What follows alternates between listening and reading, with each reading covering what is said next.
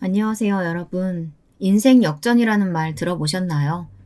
최근 며느리 덕에 인생 역전을 한 칠순의 할머니입니다. 며느리가 재미있는 게 있다며 저에게 추천해준 이 사연 채널이 요즘은 인생의 낙이 되었는데요. 며느리의 도움을 받아 작성하는 글이인 만큼 많은 분들이 즐겁게 들어주셨으면 좋겠네요. 제가 인생 역전이라고 표현한 데는 이유가 있답니다.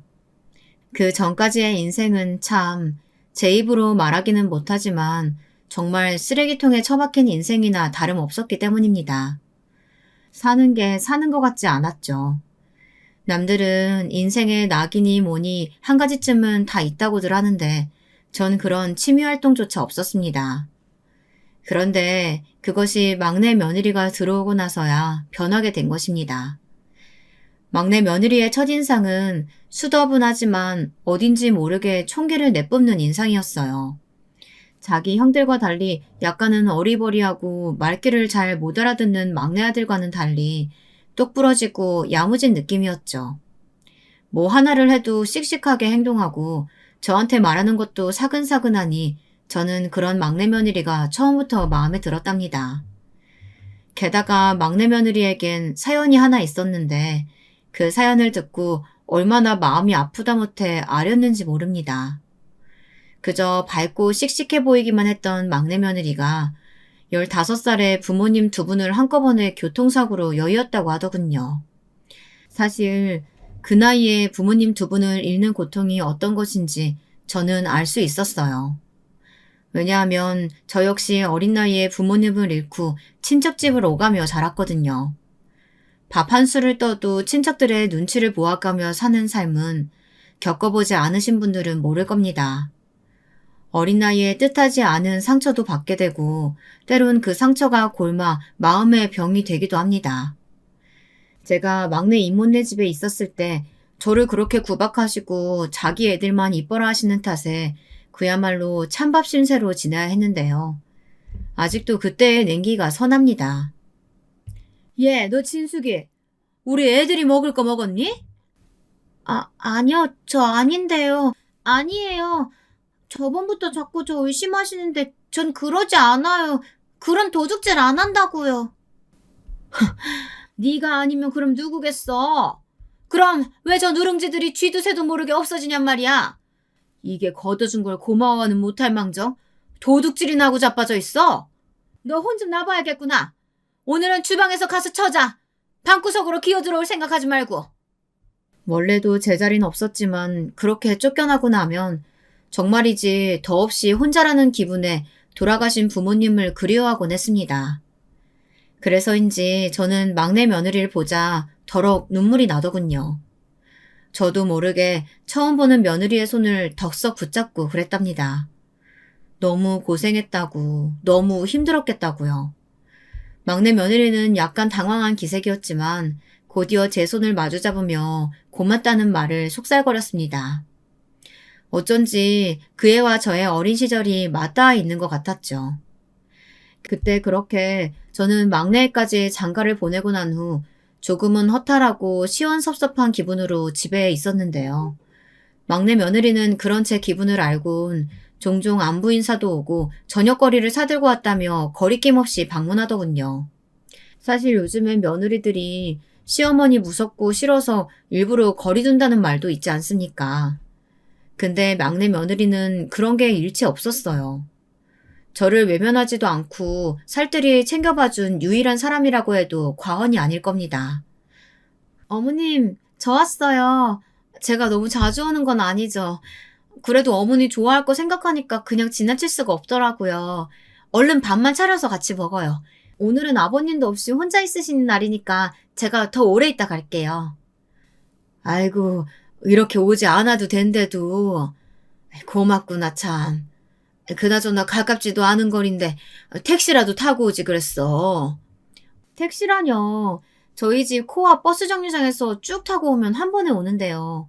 창밖 구경도 하고 바람도 쐴 수 있어서 좋은걸요? 애기 갖기 전엔 이렇게 어머니와 오래도록 같이 있고 싶어요. 당시엔 저도 이렇게 쭈글쭈글한 노인네가 아니고 기운이 나름 팔팔했으니 며느리와 같이 밥도 차려 먹고 나가서 산책도 하며 여유 시간을 보내고 오곤 했답니다. 그 시간이 참 낙이라면 낙이었죠. 저도 모르게 우리 막내 며느리 언제 오려나 이렇게 기다리게 되었으니까요. 솔직히 말하면 막내 며느리를 제외한 첫째, 둘째 며느리들은 어딘지 모르게 제가 더 불편함이 느껴지는 며느리들이었어요. 친정이 부유해서 늘 비싼 옷과 가방으로 도배해서 시댁에 오는 첫째 며느리는 일단 집안일 하는 거 자체를 굉장히 싫어했어요. 제가 명절 음식도 하나하나 만들어 놓아야 했고요. 둘째 며느린 둘째 아들처럼 같은 의사였는데 항상 바쁘다는 이유로 명절을 다 지내고 나서야 시댁에 들러 밥 한 끼 먹고 가는 게 전부였답니다. 그마저도 어머니, 죄송한데 저희 이만 그만 가봐야 돼서요. 이렇게 말하며 자리를 뜨곤 했어요. 그토록 잘난 며느리들이었으니 왠지 그 앞에선 기도 못 추리고 맥도 못 추리는 게 저란 사람이었습니다. 시어머니란 사람이 이런다 하면 바보 같다 보실 분들도 있으시겠지만 저는 워낙에 소심하고 남들에겐 죽어도 나쁜 말 못하는 답답한 사람이었으니 며느리들이 더 어려웠어요. 그런 첫째, 둘째 며느리들과 달리 살뜰하게 저를 돌봐주는 막내 며느리였으니 얼마나 고맙고 기특했겠어요. 어머님, 저는 이런 말 그렇지만 저는 어머님이 꼭 저희 엄마 같아요. 친정엄마요. 기억 속에서도 이미 희미하신 분이지만 저희 엄마가 하늘에서 저를 위해서 어머니를 내려주신 게 아닐까요? 그렇게 가끔 생각해요. 그 정도로 어머님은 제게 소중하신 분이에요. 가끔은 이런 말을 하며 저를 감동시키고 눈물 짓게 만들곤 했답니다. 막내 며느리 역시 저와 아주 유사한 어린 시절을 가지고 있었어요. 눈치 빠르고 사람들 기분에 잘 맞추는 것도 그때 하도 눈칫밥을 먹어 그렇게 된 것이라고 하며 웃어 보이는데 가슴이 참 아프더군요. 나야말로 네가 반갑고 기특하다. 너와 인연이 된 게 내 인생에선 참 행운이고 복이라고 생각해. 뭐든 도울 테니까 어려워 말고 말해. 알았지? 엄마라고 생각하고 말이야. 그때 저를 엄마라고 생각하라고 한 말은 제 딴엔 큰 용기였답니다. 괜히 주책을 떠는 게 아닐까 염려했는데 다행히 막내 며느린 그 말에 감격한 표정으로 저를 꼭 껴안더라고요. 정말 그렇게 엄마라 생각해도 되냐면서요. 사실 당시 그 말에 함께 껴안고 울고 싶은 마음을 꾹 눌렀어요. 전 사람이 참 그립고 애틋했습니다. 물건이나 던져대며 집구석에 있는 옆에 내라고 저를 끊임없이 비하하는 남편. 나이가 들어서도 저를 구박하지 못해 안달인 시어머니. 연락 한 통 하려 해도 바쁘다며 끊어버리는 무심한 자식들. 젊었을 땐 자식들을 힘겹게 키우면서 그래도 이 자식들이 크면 내게 어느 정도 효도를 할 거라 굳이 거창한 효도까진 아니더라도 어미의 마음을 알아줄 거라고 생각했습니다. 그런데 남편과 시어머니의 등살에 떠밀려 힘겹게 삼형제를 키웠건만 그 세 놈이 머리가 크자 그중 한 놈도 제게 따뜻한 말 한마디 해주는 놈이 없더군요. 자기 대학 가기 바쁘다고 고등학교 때부턴 쳐다도 보지 않는 첫째부터 의사가 되어야 하기에 시간이 없다고 하는 둘째 놈. 그나마 제게 조금 연민을 느끼고 가끔 밥 먹었냐 물어봐주는 놈이 셋째였습니다. 엄마, 형들은 엄마 생신인데 전화도 안 해요? 너무하네 참. 아니야. 네 형들이 요즘 다들 바쁜 것 같더라. 괜히 연락해서 형제간에 분란 일으키고 그러지 말아라. 형들도 마음으론 엄마를 고맙게 생각하고 있을 거야. 아니에요, 엄마. 엄마 생각과는 달라요. 형들은 엄마 고마운 거 코빼기도 모른다고요. 엄마가 젊은 시절 아버지한테 그렇게 맞고 매일 피멍든 얼굴로 밥 해줬어도 그거 당연하게 받아먹으면서 아버지한테 아무 말도 안 했잖아요. 아버지한테 대항한 건 나밖에 없어요. 엄마 어쨌든 이제 엄마도 나이 드셨으니까 엄마 마음 가는 대로 사셔요. 난 엄마가 이혼한다고 해도 말리지 않아요. 무슨 갑자기 이혼이야. 너 장가도 안 갔는데. 됐다. 쓸데없는 소리 말고 너 건강이나 생각해. 무리해서 일하지 말고. 알았어? 그나저나 여자친구 언제 보여줄 거야? 보여드릴게요, 곧. 엄마도 좋아하실 거예요. 당시 막내놈이 장가를 가기 전이었으니 저런 대화가 오갔지만 그랬던 막내놈조차 어느 순간부터는 제게 회사 일이 바빠졌다며 소홀해져 버렸습니다. 그러니 그런 처지의 저에겐 그나마 결혼 후 들어온 막내 며느리만이 하늘의 단비와 같았죠. 그리고 그런 며느리에게 뭐라도 해주고 싶었어요. 저는 조금 안달이 나 있었던 것 같아요. 그러던 어느 날 막내 며느리의 생일날이 다가왔고 뭐라도 사주고 싶어서 고민하다가 백화점에서 물건을 하나 샀습니다. 사실 마음이야 보석 달린 목걸이니 반지 이런 것들도 해주고 싶었지만 모든 경제권을 쥐고 휘두르는 남편이 알면 노발대발 할 것이었기 때문에 그럴 수가 없었어요. 겨우 고민해서 사게 된 것이 작은 은팔찌였어요. 며느리의 가느다란 손목에 맞을 이쁜 팔찌였죠. 보자마자 마음에 찬 은팔찌는 그 자리에서 제 시선을 빼앗아 버렸고 며느리가 기뻐할 모습을 생각하니 가격대가 높다는 것도 망각하고 바로 계산대에 올려버렸어요. 하지만 그것이 남편 눈에 걸리고 말면서 그날 사단이 일어나 버렸죠. 더욱 참혹하고 비참한 건 그 모습을 자식 부부까지 보게 된 것이었고요. 집구석에 있는 예판내가 할 게 뭐가 있다고 이 돈을 써? 너 내가 경고했지? 내 돈 함부로 쓰지 말라고. 네가 뭔데 내 돈을 아무렇게나 긁어대면서 사치질을 하고 있어. 그럴 주제가 된다고 생각하는 거야? 그럴 시간 있으면 밥이나 제대로 해. 내가 좋아하는 진밥이 아니잖아. 그리고 그거 당장 환불해오고. 저기요 여보. 이거 얼마 안 해요. 우리 며느리 생일인데 내가 시어머니잖아요. 하나쯤은 해주고 싶어요. 허락해줘요. 네? 내가 지금까지 당신한테 뭐 못한 거 없잖아요. 삼시세끼 당신이 원하는 따뜻한 밥에 다림질한 깨끗한 옷에 당신 어머니 똥오줌 받아내는 수발까지 드는데 이거 하나쯤은 허락해줄 수 있잖아요. 그 입 못 닥쳐? 역시 당신은 그 주둥이가 문제야. 나이가 들어도 어쩜 그렇게 그 주둥이를 닥치지 못하고 나불나불거릴까? 젊은적 나나 우리 어머니한테 그렇게 개처럼 맞은 것으로는 성이 안 차? 그래서 그러냐? 남편은 잔뜩 화가 나버렸습니다. 남편은 다혈질이었어요. 한번 눈이 돌면 보이는 게 없는 사람이었고 그게 남편의 치명적인 단점이었습니다. 남편은 옆에 있던 휴지각을 집어 제게 던지더니 그 다음엔 골프채를 집었습니다. 남편 손에 들린 흉악한 무기를 보자 저도 모르게 몸이 움츠러들었어요. 살려달라는 소리가 입속에서 제멋대로 흘러나오고 있었습니다. 당신은 처맞아야 돼. 어딜 도망가? 일로 와. 감히 며느리 선물 하나 사겠다고 나한테 말대꾸나 하고 내가 열심히 일해서 벌어온 돈을 흥청망청 써버릴 생각을 해? 네가 지금까지 이 집안에 일조한 게 뭐냐? 자식을 제대로 길렀어. 아니 우리 어머니를 제대로 돌봐. 제대로 뭐 하나 한 것도 없으면서 어디서 생색을 내려고 해? 나 할 만큼 했어요. 할 만큼 했다고요. 제발 그만해요. 네? 짐에 걸린 시어머니의 똥오줌을 받아내고 젊은 시절 남편 말 맞다나 개처럼 맞으면서까지 남편 내주한답시고 평생 남편 자식만을 바라보며 살았는데 도대체 제가 뭘 잘못한 걸까요? 본능적으로 살려달란 소리가 나왔지만 마음은 너무도 괴롭고 수치스럽고 비참했습니다. 그때 초인종 소리와 함께 문을 두드리는 소리가 들리더니 이 광경을 아들 부부가 목격하고 말았어요. 저희가 나오지 않자 무슨 일이 있다고 생각한 건지 열쇠 문을 따고 들어온 것인데요. 다름 아닌 막내 며느리 부부와 둘째 부부였습니다. 둘째 부부는 저에게 반찬을 받아먹고 있었는데 그걸 받으러 온 모양이었고 막내 부부는 제가 부른 것이었어요.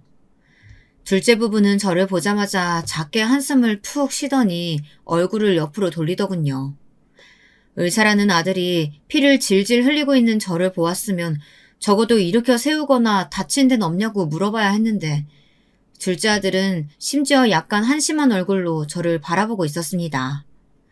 그 눈빛에 저는 그만 더 서러워져 눈물을 뚝뚝 떨구고 말았네요. 그때 나서준 것이 막내 며느리였답니다. 아버님, 뭐 하시는 거예요? 지금 우리 어머님을 설마 때리신 거예요? 아버님, 이거 번제예요. 어머님 때리실 데가 어딨다고 이렇게 막무가내로 그러실 수가 있어요? 제가 이 사람한테 듣긴 했다만 정말 아직까지도 이러실 줄은 몰랐네요.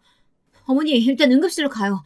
아까 크게 넘어지는 소리 들리던데 머리 다치셨을지도 모르잖아요. 얼른 병원으로 가요. 여보, 어머니 좀 부축해줘. 이런 미친.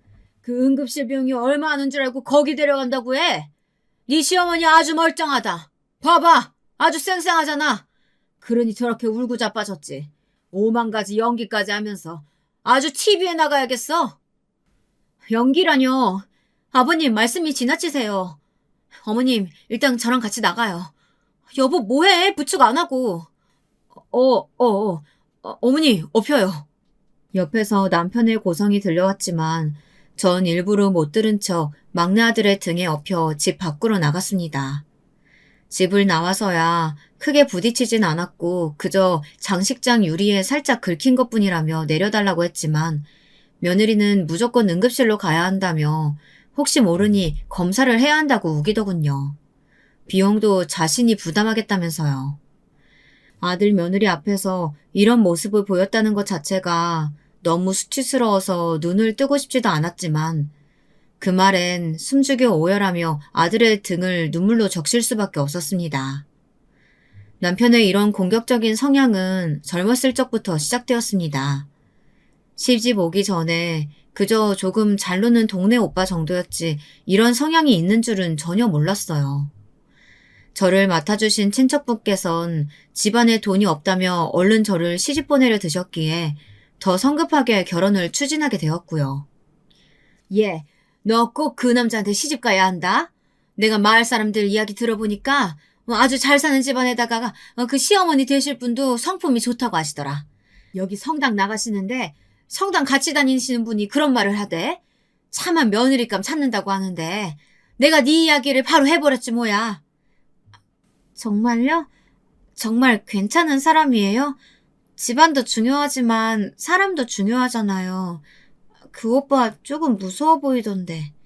아니야. 걔도 생긴 게 그래서 그렇지. 효자 아들에다가 길 가는 어르신들도 잘 돕고 착한 애라고 하대. 걱정 말고 만나봐봐. 너도 이제 시집 가야지. 그렇게 두근거리는 마음으로 만나게 된 동네 오빠였던 남편에게 마음이 뺏겨 속전속결로 아주 어리석게 결혼이란 절차까지 밟게 되었는데요. 시어머니는 제가 시집 오기 전 그때만 해도 친척 어르신분의 말씀대로 점잖고 인자하신 분이었습니다. 다만 말투는 조금 거친 편이셨습니다. 그게 조금 거슬렸죠. 아유, 고아로 자라가지고 많이 힘들었겠구나. 내가 앞으로 다정히 잘 대해주마. 이제 우리 한 식구잖니? 넌 잊을 친정도 없겠지만 이제 시댁에 들어왔으니까 완전히 시댁 사람이 되어 살아라. 네 남편 나한테 충성 다해 봉사하고. 알았지? 그게 여자의 가장 큰 보람이자 도리인 거야. 나도 그렇게 해서 우리 시어머니한테 예쁨 많이 받고 친딸처럼 자랐단다. 나중에 보니 시어머니의 마지막 말은 철저한 거짓말이었죠. 앙숙도 그런 앙숙이 없었으니까요.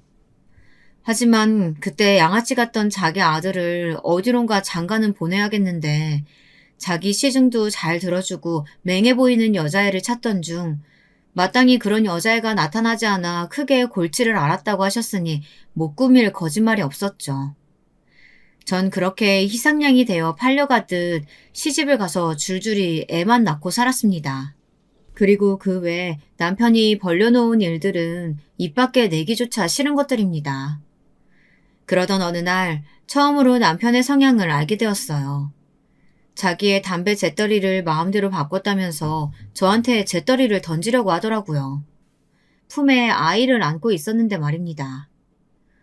이 정신 나간 년아, 너 내 물건에 함부로 손대지 말랬지? 그냥 청소만 하라고 청소만. 왜 버리고 지랄이야? 누가 새 거 갖고 싶대? 너 나 무시하냐? 네 남편 무시해? 돈 한 푼 없이 몸만 덩그러니 왔으면 애나 순풍순풍 잘 낳고 우리 엄마나 잘 모실 것이지. 어디서 안주인 행세야. 그때 너무 놀라 숨이 쉬어지지 않았습니다.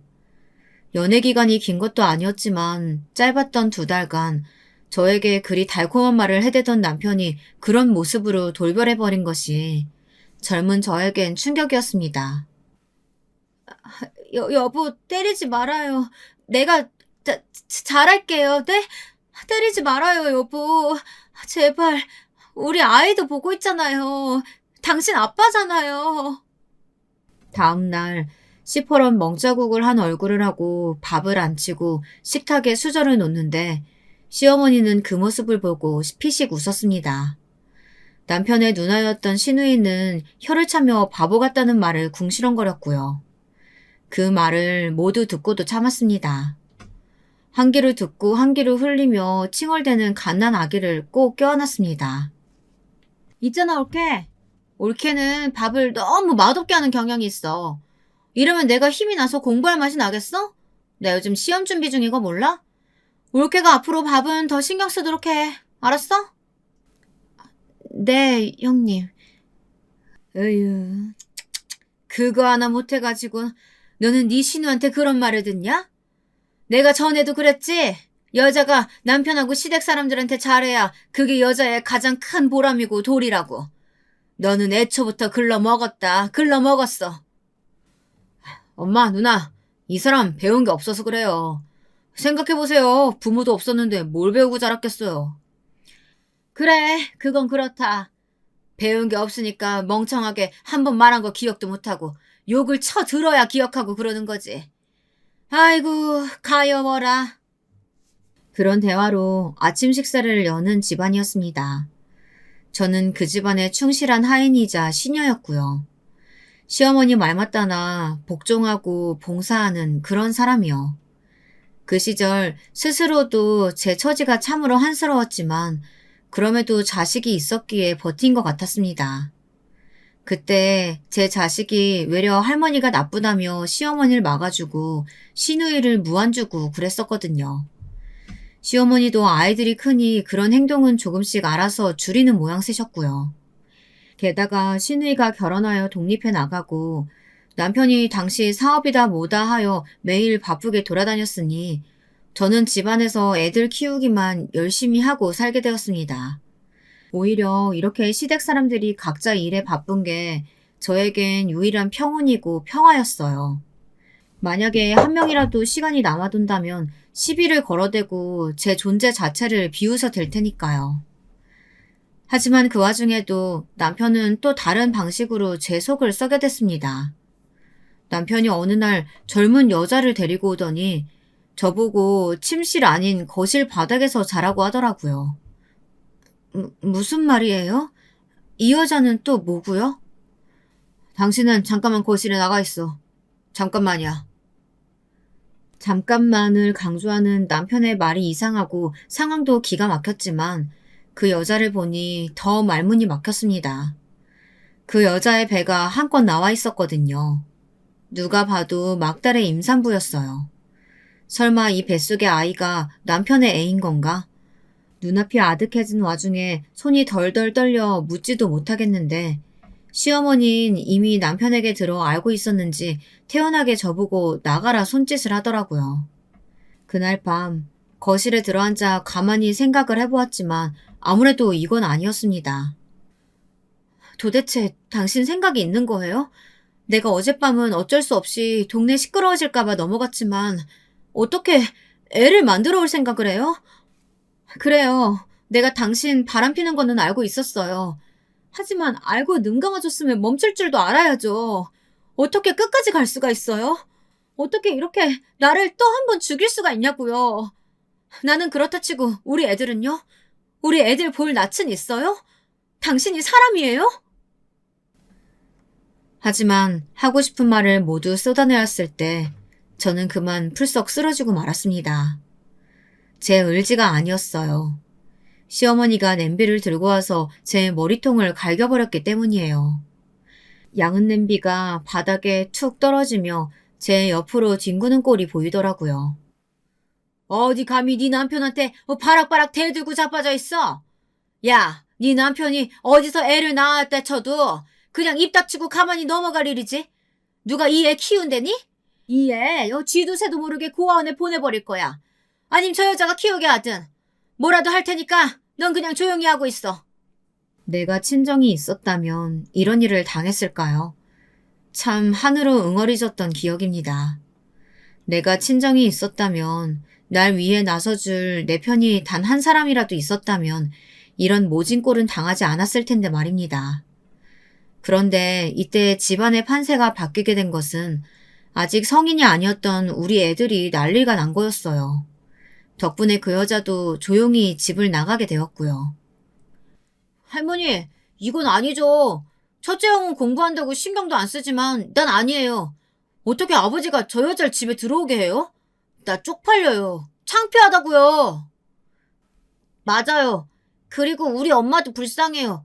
맨날 할머니 말만 들어주고 아버지가 뭐 하라고 하면 그대로 따라줬으면 한 번쯤 고마운 줄도 알아야죠. 어떻게 매번 아버지 편만 들면서 이러실 수가 있어요? 엄마가 할머니 며느리 맞긴 해요? 아니, 얘들이 왜 그래? 갑자기 당황스럽게. 얼른 공부나 해라. 네 엄마 머리 담은 애들은 대학 못 가. 이 할미가 공부 못하는 놈은 대학 안 보내줄 거야. 그 말도 지겨워요. 난 할머니 돈 필요 없으니까 당장 우리 엄마한테 사과부터 해요. 얼른요. 사과 안 하면 나 다신 할머니 얼굴 안 보고 살 거예요. 저기 민수야. 아이고 참 왜 그러니? 그래 알았다. 내 손주 말이니 내가 들어야지. 그래 미안하다. 미안해. 내가 실언했다. 때린 것도 미안하고. 됐니? 그때 제 아들 잘 키웠다는 생각 참 많이 했습니다. 특히 막내 아들이 그렇게 사과 안 하면 들고 일어설 거라고 강하게 주장하자 줍충거리며 물러서는 시어머니를 보고 더더욱 그런 생각이 들었죠. 그 때문에 버티고 살아올 수 있었습니다. 하늘이 내게 남편복, 시댁복은 주지 않았어도 자식복은 듬뿍 그 누구보다도 많이 주셨으니까요. 내 자식들 참으로 고맙구나. 잘 자라겠어. 이대로만 커준다면. 그래, 나도 내 자식들이 크고 나면 이 집에서 나가 살 거야. 나가서 자유롭게 살고 말 테야. 저는 언젠가 이 시댁에서 나가겠다는 그런 결심까지 하였습니다. 언젠간 정말 그렇게 될 거라고 믿었고요. 하지만 사람의 부재, 외로움이라는 거, 그것이 참 무서운 것이더라고요. 아이들이 하나 둘씩 집에서 나가며 독립하고 시어머니 역시 자연이 좋다며 근교로 떠나가시고 난 뒤 홀로 남편과 둘이 집에 남으니 이혼하겠다는 다짐은 온데간데 사라져 버렸습니다. 어렸을 적 빈집에 쓸쓸히 남아있던 그 기억이 제게는 몹쓸 상처였나 봅니다. 남편을 막상 떠나려 하자 혼자 어디 가서 뭘 해야 할지도 모르겠고 그렇다고 제게 마땅한 친구가 있는 것도 아니고 그저 막막하더라고요. 자유롭게 새처럼 살겠다는 결심이 무색하도록 저는 그렇게 현실의 막막함에 주저앉아 버렸죠. 남편에게 또 한 번 손찌검 당하는 이런 일이 일어나기까지요. 나중에 응급실에서 간단한 조치를 받고 수액을 맞은 후 마음이 그나마 진정이 되었는데요. 그때서야 아들 부부와 제대로 이야기할 수 있게 되었답니다. 역시나 며느리는 길길이 날뛰더라고요. 어머님, 이건 아무래도 아닌 것 같아요. 제가 이 사람한테 어머니가 겪으신 일 상세히까진 아니어도 어느 정도 듣긴 했어요. 근데 들으면 들을수록 어떻게 그런 일을 당하고 살아오신 건가 싶고 저는 너무 이해하기 힘들어요. 어머님, 저는 아버님과 떨어져 사셔야 한다고 봐요. 이대로 계속 가시면 어머님 점점 힘들어지실 거예요. 이제 어머님도 나이 있으셔서 어디 잘못 맞으셨다가는 몸에 큰 문제가 생길 수도 있다고요. 그래, 네 말 무슨 말인지 안다. 알어. 근데 어떡하겠니. 이게 내 팔자고 운명인걸. 젊은 니들 눈에야 내가 참 답답하고 고지식해 보이겠지만 차마 저 사람을 떠나고 살 수는 없겠구나. 대신 내가 이런 일 생기지 않도록 조심하마. 어머님, 이건 어머님이 조심하셔야 하는 문제가 아니고요. 이건 아버님의 문제라니까요. 저희가 오늘 여기 오지 않았으면 어쩔 뻔했어요. 저 아까 어머님이 선물 주시겠다는 문자 받고 온 건데 만약 혹시라도 제가 못 봤으면 상상도 하기 싫어요. 정말 이걸 어쩌면 좋아. 막내 며느리에겐 이 일이 꽤나 충격적이었나 봅니다. 며느리는 제게 남편과 이혼해야 한다며 몇 분간 저를 설득했어요. 옆에서 막내 아들도 동조하듯 가만히 며느리를 지켜보고 있더군요. 그 순간 제 머릿속에 꽤나 많은 기억들이 스쳐 지나가긴 했습니다. 21살에 덜컥 혼전 임신을 시킨 남편에게 시집와 줄줄이 애만 낳고 살았던 시기 동안 단 한 번도 저를 보살피지 않았던 시어머니, 뻔히 다른 여자를 들여 내 앞에서 입을 맞추고 시시덕거리고 있던 남편, 밥을 태웠단 이유로 하는 거 없이 밥만 축낸다며 주걱으로 입을 때렸던 기억들까지 모두 너무나 괴로운 기억들이었습니다. 벗어나고 싶은 그런 기억들이었죠. 그럴 수만 있다면요. 하지만 왜였을까요? 그때 전 막내 며느리의 손을 조용히 잡으며 당부했습니다. 내일은 내가 알아서 하니까 너는 걱정할 거 없다. 내가 네 시아버지를 잘 알아. 그래도 이날 이때껏 같이 살아왔는데 모를 수 있겠니? 그 양반도 이제 나이 들어서 이빨 빠진 호랑이야. 이제는 때리고 싶어도 때릴 힘 없어. 봐봐라. 지금도 내가 넘어져서 다친 거지 그 양반이 때려서 다친 게 아니야. 저 나이에 집안에 데리고 올 여자도 없고 내 속 썩일 일 더 없으니까 나는 괜찮다. 이게 내 운명이라고 생각하고 잘 받아들이며 살 테니까 너희도 너희 길 가라. 응? 여전히 경제적인 건 저희가 책임질 수 있다며 울먹이는 막내 부부를 그렇게 저는 보내고 말았습니다. 애써 담담하고 차분한 얼굴을 이어가면서요. 하지만 그 이후로 한참간 막내 며느리 부부를 못 볼 줄 알았다면 그렇게 쉽사리 보내진 않았을 텐데 이때를 생각하면 아직도 너무나 속상하고 허탈합니다. 며느리가 어느 날 전화해서 임신했다는 소식을 알려와서 같이 들뜨고 기뻐하기도 잠시 갑자기 몇 달 후 막내가 회사를 때려치고 시작한 사업이 망했다며 전화가 왔더군요. 남편이 그 전화를 받고 나서 길길이 열을 낼 때야 저는 상황을 미처 파악할 수 있었는데요. 아니 이놈 자식이 어쩌지 아비한테 돈을 달라 말라 개난리를 치고 있어. 내가 무슨 지 돈줄이야? 어디 개만도 못한 자식이. 당신 그게 무슨 말이에요? 우리 아들이 왜요? 무슨 일 있는 거예요? 그래 있지. 당신이 아주 열심히 키웠다는 그 귀한 아들놈이 지 사업 망했다고 나보고 돈을 대달라네. 그것도 1억을. 아주 미쳤지 미쳤어. 그러게 왜 잘 다니는 회사는 때려치고 그 책임을 부모한테 지라고 난리야? 어디 감히. 뭐라고요? 우리 아들 사업이 망했다고요? 당신은 걱정도 안 되는 거예요? 당신 아들이 그런 위기라는데. 아이들 상황은 매우 심각해 보였습니다. 게다가 며느리는 충격에 유산까지 했다고 하더라고요.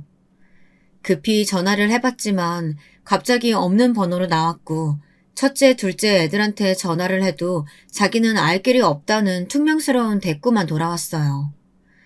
게다가 이런 말까지 하는데 어처구니가 없었습니다. 특히 명색에 잘 나가는 을사란 직업을 가진 녀석 입에서 말입니다. 엄마, 민수 걔 나한테 돈 꾸려고 하는 거 아니겠죠? 나 그럼 아무리 형제지간이라도 돈 빌려주는 건 안 할 거니까 그렇게 알아요. 뭐? 너 어떻게 형이 돼서 그런 못난 말을 할 수가 있니? 어려울 때 서로 돕고 안부 물어봐 주지는 못할 망정. 엄마 바빠서 끊을게요. 막내 아들 부부가 그렇게 연락도 끊긴 채 잠수를 타고 애들이 죽었는지 살았는지 생사 확인도 안 되는데 남편은 태평하고 나머지 형들이란 자식들도 마찬가지였어요. 저만 애가 끓고 속이 탔죠. 실종신고를 내려고 했지만 그것조차 하지 못했습니다. 왜냐하면 아들네 옆집 살던 아주머니가 제게 미리 말해주더라고요. 아들이 혹여나 엄마가 찾아오면 찾지 말아달라고 전해달라고 했다고요. 빚쟁이들을 피해 도망간 거니 그렇게 해달라 부탁했는데 생사의 소식을 알 수 있음에 안심이 되는 한편 가슴이 찢어질 듯 아파왔습니다. 마지막 나를 업고 뛰었던 막내 아들의 숨소리와 제 손을 잡아주며 남편에게 벗어나라 말했던 막내 며느리의 눈빛이 선연했어요. 그 아이들이 꿈속에도 자주 나왔습니다. 하지만 잡으려 하면 도망가고 보일까 하면 사라지는 그런 꿈이었어요. 자고 일어나면 항상 눈물이 잔뜩 고여 있었습니다. 남편은 그럼 옆에서 그런 저를 보며 예전 시누이가 그랬던 것처럼 혀를 쯧쯧하며 그러더군요. 아니, 빚쟁이 피해 도망가서 살고 있는 자식 며느리가 뭐가 걱정되는 건데? 너는 걱정도 팔자다. 그 걱정할 시간 있음 나가서 밥이나 해. 하여튼 쓸데없이 아침부터 기분 잡치게 눈물이나 쳐흘리고 말이야. 남편은 여기에 이어 비아냥까지 해댔습니다. 자식 잘 키웠다고 뿌듯해하더니만 꼴 좋다면서요. 어떻게 저 사람이 아버지일 수 있는 걸까요? 저한테 하는 건 무식하고 뻔뻔한 기질 못 버려 사람이 영 망해버린 거라고 쳐도 어떻게 자식한테까지 저리 매정할 수 있는 건지 말이죠. 그때부터 아마 제 속에선 천천히 불이 붙기 시작한 것 같습니다. 그리고 전 그때 남편에게 처음으로 제 소리를 내었습니다. 당신 말 조심해요. 내 아들이고 내 며느리예요. 내 식구가 그리 힘들게 살고 있다는데 그렇게 말하는 당신이 비정상이라고요. 그러니 막말하지 말아요. 적어도 내 앞에선요. 알아들었어요? 남편은 곧바로 흥분하여 잔뜩 얼굴이 벌개졌지만 당당히 문을 닫고 집 밖으로 나가버렸답니다. 그 후 전 오매불망 절을 다니며 아들 부부만을 기다렸어요. 그리고 그러던 어느 날 그토록 기다리던 아들 부부 소식이 들려왔습니다. 바로 사라진 그날부터 5년 후였습니다. 아들 부부가 조용히 제게 연락을 했는데 저만 보자고 하더군요. 의아하긴 했지만 일단 조용히 저만 움직여서 그곳으로 향하게 되었습니다. 어머님, 너무 보고 싶었어요. 그동안 잘 지내셨죠? 오랜만에 본 며느리와 아들의 행색은 참으로 초라했습니다. 잘 먹지도 못했는지 며느리 얼굴이 너무 많이 상해 있었어요. 아이들은 작은 고시원에서 식당이며 공장일이며 닥치는 대로 뭐든 하면서 그렇게든 겨우 살아가고 있다고 했습니다. 하지만 아직 빚은 갚지 못했다고 했어요. 자기를 쫓는 빚쟁이들이 있기에 조용히 저만 보자고 했다고 하고요. 엄마, 아직 빚은 다 갚지 못했어요. 그래도 언젠간 꼭 갚아서 당당하게 엄마 앞에 나타날 테니까 조금만 지켜봐 주세요. 그래, 그럼 당연히 그럴 거다. 엄만 기다릴 거야. 그나저나 미니 넌 얼굴이 너무 상했구나. 힘들지? 괜찮아요, 어머님. 사실 어머님이 너무 보고 싶어서 몇 번이나 연락하고 싶었는데 괜히 제가 걱정만 끼쳐드리는 것 같아서 쉽사리 못했어요. 어머님이 해주시는 그 김치가 얼마나 먹고 싶었는지 몰라요. 장조림도. 참 많이 생각나고요. 아이들은 어찌나 모진 고생을 했는지 약간은 둘 다 눈빛이 퀭해 보였습니다. 일단 저는 급한 대로 준비한 돈을 아이들 손에 넣어주었어요. 놀라는 눈빛으로 보는 아이들에게 제가 몰래 모아둔 비상금 같은 거니 써도 된다고 말했습니다. 실제로 그 돈은 정말 제 친척 어르신들이 돌아가시면서 작게나마 유산같이 남기신 돈이기도 했습니다. 이럴 때 아이들에게 쓰일 수 있어서 참 다행이더라고요. 저는 아이들이 사는 허름한 고시원 앞까지 눈물로 배웅을 하곤 다음날 급하게 장조림과 김치를 담가 고시원 아주머니에게 맡겼습니다. 그 안엔 며느리를 향한 편지까지 담았죠. 미니야, 처음 네가 들어왔을 때 그리 딸같이 살갑게 굴어 너를 내 복덩이라고 생각했었다. 그런데 너와 함께할 시간이 이렇게나 짧아질지 미처 상상도 못했구나. 내 아들 버리고 떠날 수도 있었지만 그러지 않고 꿋꿋이 옆에 남아 살아주는 네가 나는 참 안쓰럽고 그렇단다. 너희를 믿고 기다리고 있을 테니 힘내거라. 언젠가 살다가 힘들 때면 엄마를 꼭 찾아와. 엄마가 되어주겠다는 약속, 그것을 기억하며 적어내려간 편지였습니다. 그렇게 집으로 돌아와선 아이들을 만났다는 이야기는 절대 가족들에게 하지 않았습니다. 조심스레 연락하고 조심스레 만나며 가끔씩 돈을 주고 오곤 했습니다. 다행인지 불행인지 씁쓸하게도 아무도 사라진 막내 부부에게 관심이 없어 걸리지 않을 수 있었죠. 아마 남편이 제게 남겨준 유산이 있다는 걸 알면 당장 달려들었을 텐데 그것만은 반드시 막아야 했기에 조심하고 또 조심했어요. 그리고 묵묵히 기다렸어요. 어느덧 제 나이가 어느덧 칠순이 되었을 때였는데요. 그간 첫째 아들 부부도 나름 잘 살고 있었고 둘째 아들 부부 역시 자기들 병원에서 억대 수익을 올리고 있다는 소식을 들었지만 저에게 용돈을 준다거나 어버이날 찾아오는 행동은 전혀 하지 않았어요. 남편은 그런 애들을 흉보곤 했습니다. 제가 잘못 키워서 애들이 저 모양 저 꼴이 된 거라면서요. 네가 애를 똑바로 키웠어 봐라. 다른 노인네들은 호화 관광이니 이런 거 갈 때 우린 집구석에 처박혀서 이러고 있나. 이게 사는 거냐? 참나. 그게 왜 내 탓이에요. 그만 좀 하고 밥이나 먹어요. 뭐야? 나이 들더니 입이 아주 살았다. 나이 들고선 저도 같이 늙는 처지에 할 말은 하고 살았지만 시어머니가 돌아가시고 난 후 남편은 어딘지 모르게 더 괴팍해졌습니다. 그전에도 물론 손찌검을 하고 여자 만나고 돌아다니며 제 속을 썩여댔지만 나이가 들어서 그런지 괜히 작은 거에도 히스테리를 부리고 하루 종일 혼잣말로 불평불만을 토로하더군요. 가끔은 저 사람을 정신병원에라도 데려가 약이라도 먹여야 하나 그런 생각이 들 정도였습니다. 참 살 날이 얼마 안 남았다는 생각이 들어 그런가 유독 씁쓸하고 외로운 나날들이었습니다. 그런데 그때 기적 같은 일이 나타났죠. 바로 막내 부부가 돌아온 것입니다. 막내 부부는 금이환영을 했습니다. 말 그대로 금이환영이요. 여느 날처럼 시래기 된장국을 끓이고 조심스레 국물을 한술 뜨고 있을 때 갑자기 저희 집 앞에 외제차 한 대가 도착했는데 거기 아들 부부가 내렸어요. 사실 아이들이 거주지를 지방으로 옮기고 난 후엔 1년에 한 번 내지 2년에 한 번 얼굴을 보다가 저도 나이가 들고 하니 거동이 불편해 최근 몇 년간은 전화로만 소식을 주고받고 있었어요. 최근에 주고받은 소식이 새롭게 시작한 사업이 드디어 잘 풀려가고 있다는 소식이라 기뻐하고 있었는데요. 이렇게 금이환영할 줄은 몰랐던 거죠. 어머님, 아버님, 저희 왔어요. 저희가 너무 늦었죠?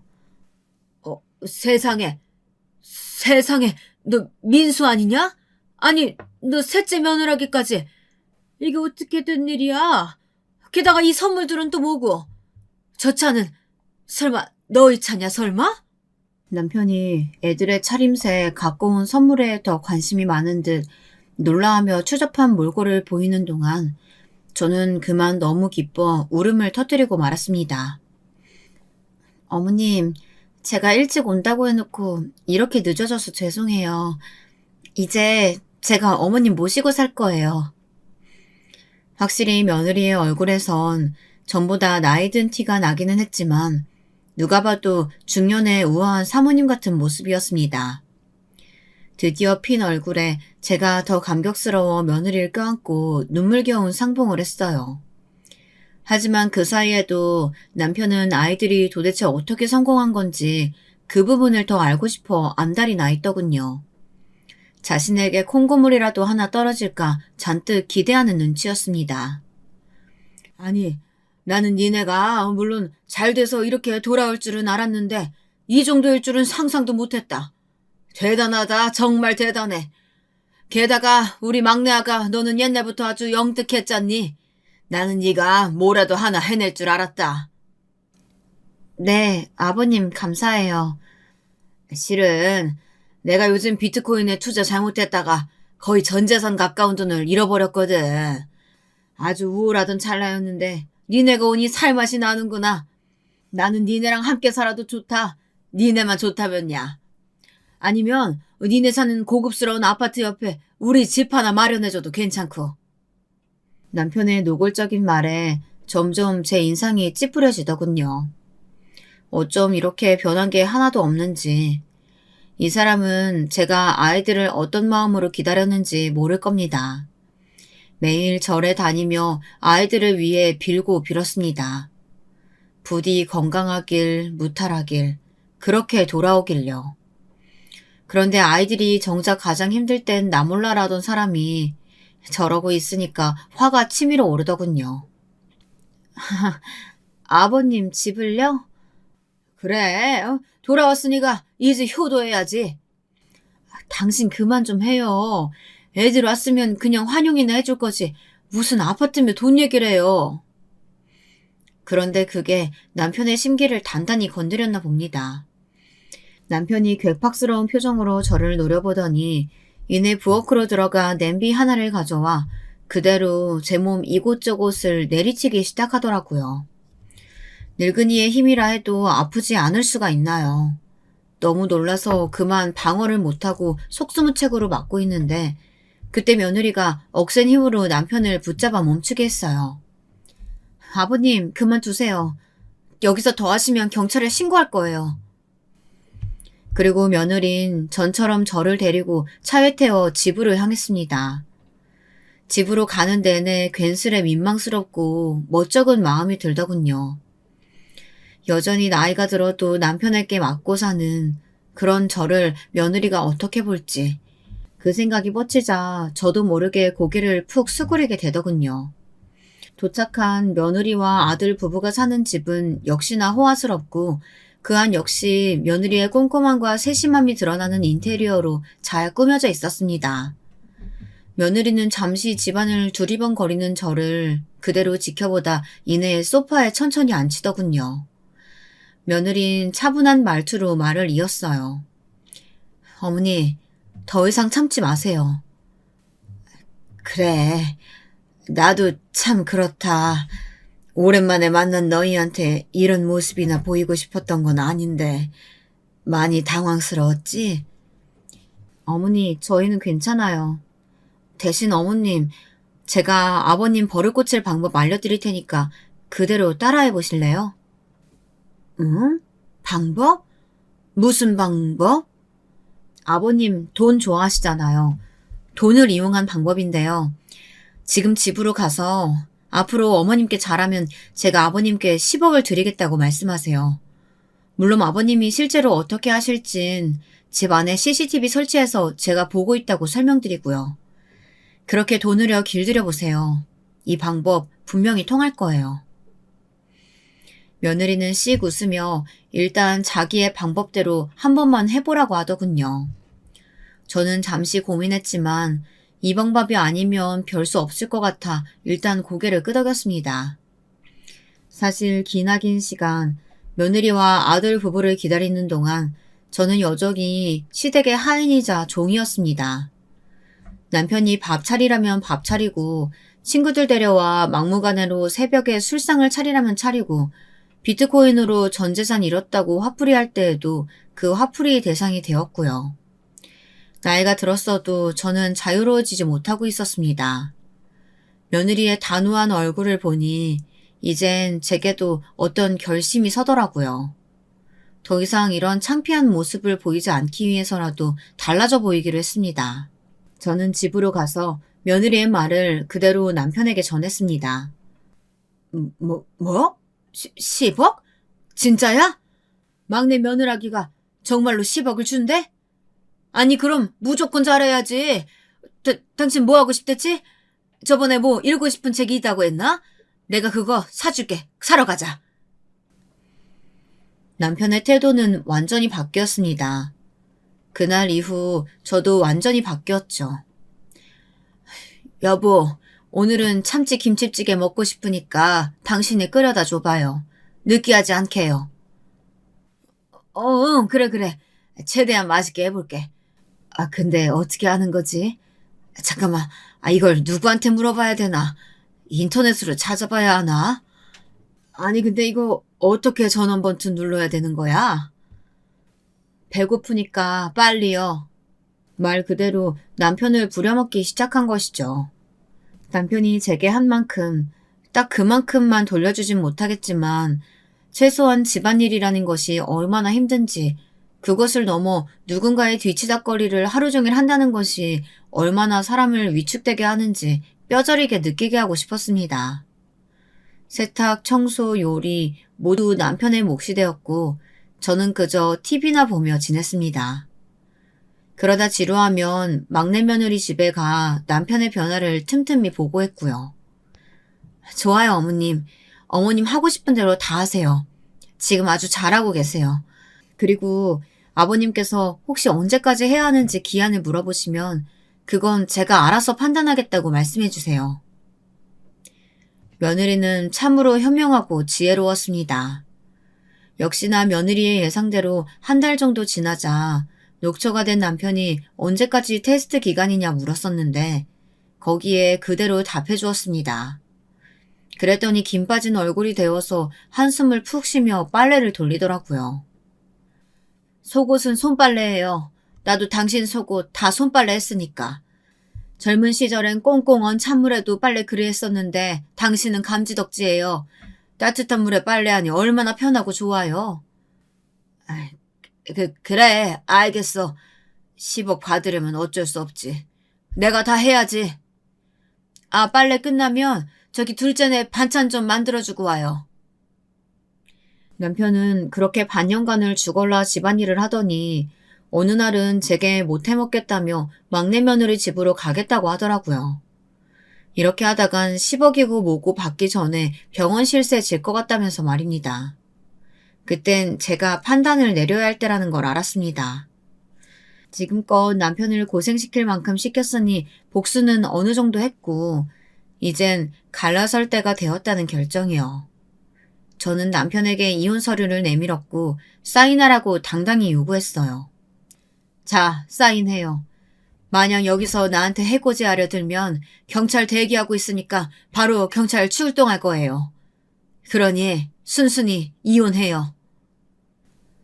그제야 남편은 이 모든 것이 저의 계략이었다는 것을 알았는지 분노를 터뜨렸습니다. 하지만 후회한다고 해서 뭐가 달라지겠나요?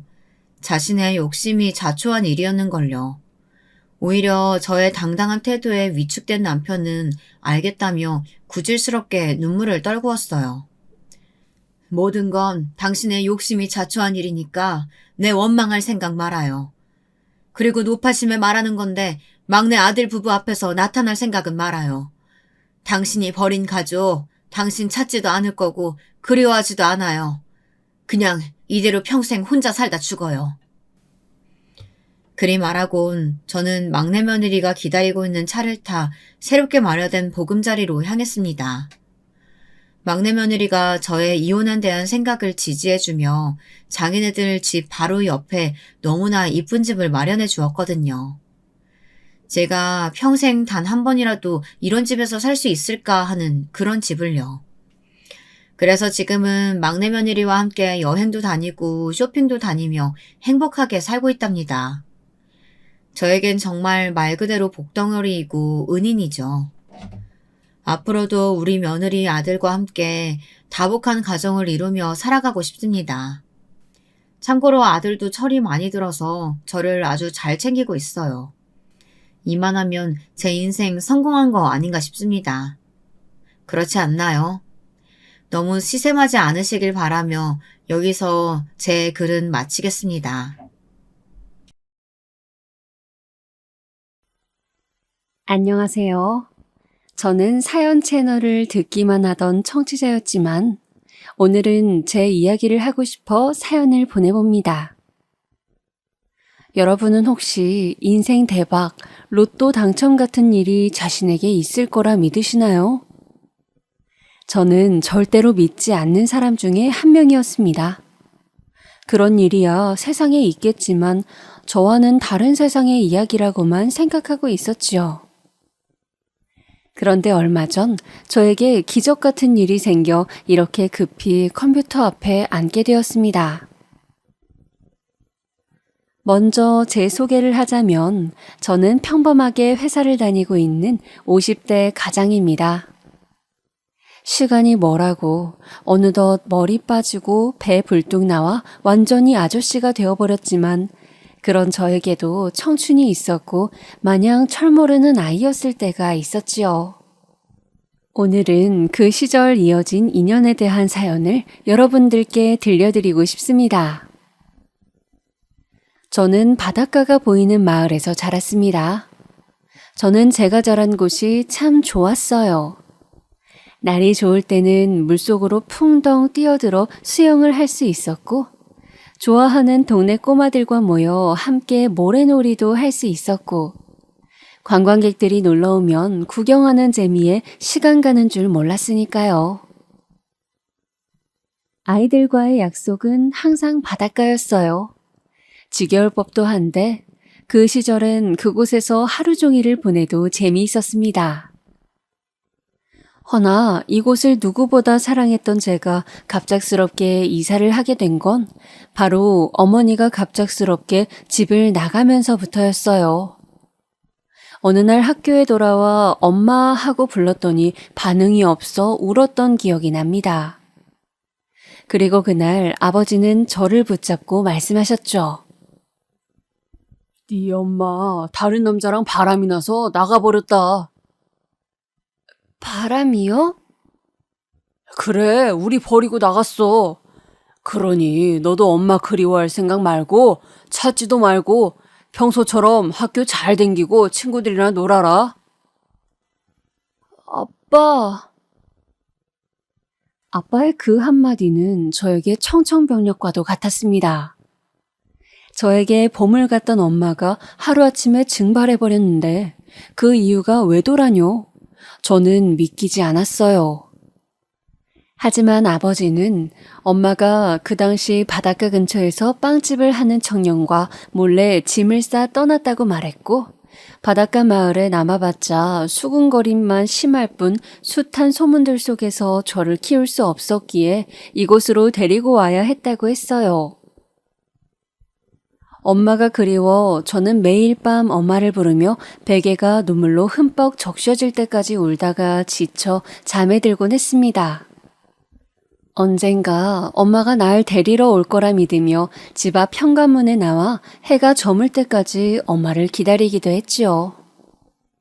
성철아, 엄마 왔다. 뭐 먹고 싶니? 라고 말하는 엄마의 따뜻하고 다정한 목소리가 귓가에 들리는 것도 같았어요.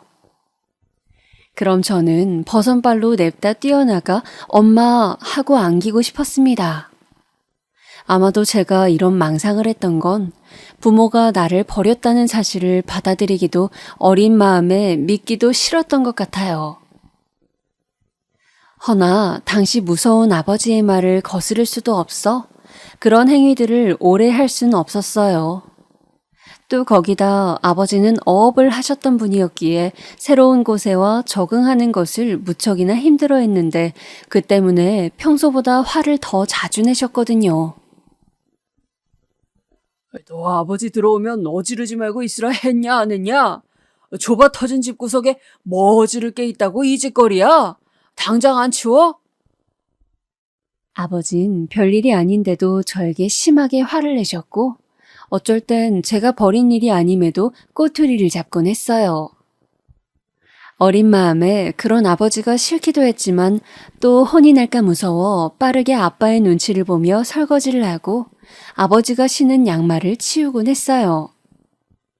그렇게 저와 아빠 단둘이 낯선 곳에 와 적응해 나가야 하는 삶이 무섭기도 버겁기도 했지만 저는 아버지를 생각해서라도 꿋꿋이 학교에 나가고 친구들도 사귀며 지내려 했습니다. 대신 마음속에서 어머니는 죽여야 했죠. 나를 버린 어머니를 생각하면 마음이 찢어지도록 아파왔으니까요. 하지만 새로 전학 온 학교는 바닷가 마을의 그곳과는 너무도 달랐어요. 일단 아이들이 굉장히 짓궂었고 매일 똑같은 옷을 입고 있는 저를 향한 시선이 곱지 않았어요. 그걸 알게 된 건 전학 오고 일주일 정도 후였습니다. 어느 날 어떤 여자의 몇 명이 저를 보며 키득거리며 있더라고요. 당시 부끄러움이 많아 여자애들 눈도 잘 못 쳐다보곤 했는데 그때 한 여자애가 다가와 제 눈을 똑바로 쳐다보며 이렇게 말하더군요. 야, 너는 옷이 그것밖에 없냐? 거지도 그런 옷은 안 입겠다. 너 우리 집에 올래? 우리 엄마가 너한테 옷 몇 벌 준대.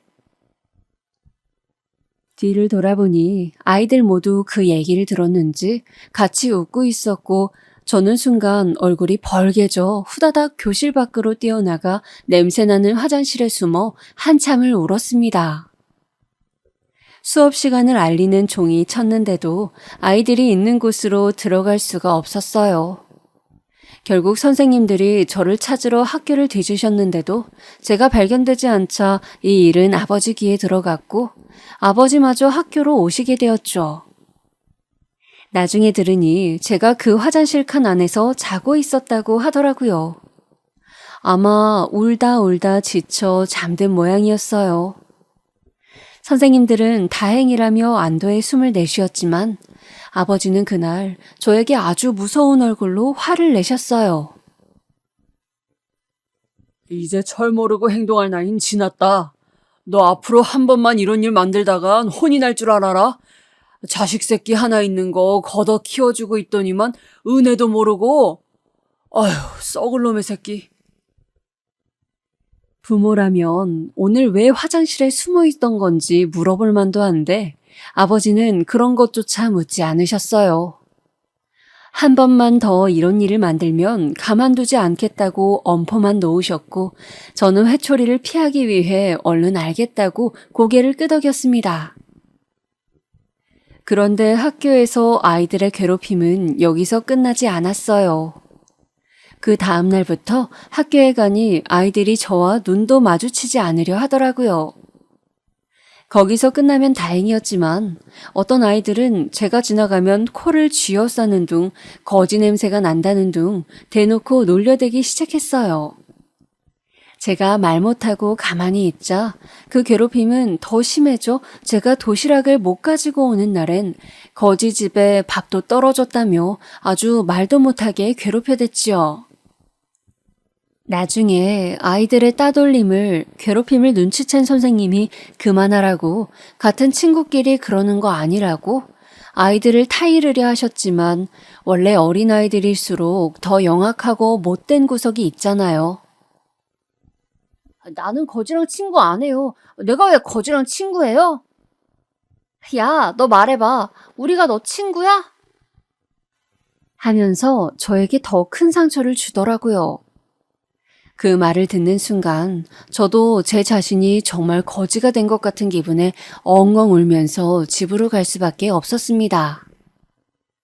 사실 이 모든 건 맨날 똑같이 입는 옷 때문에 시작된 거였으니 아버지에게 옷 한 벌만 사달라고 헌 책가방 말고 다른 책가방 갖고 싶다고 말 한마디만 하면 되었으나 저는 알고 있었습니다. 아버지가 절대 제 부탁을 들어주지 않을 것을요.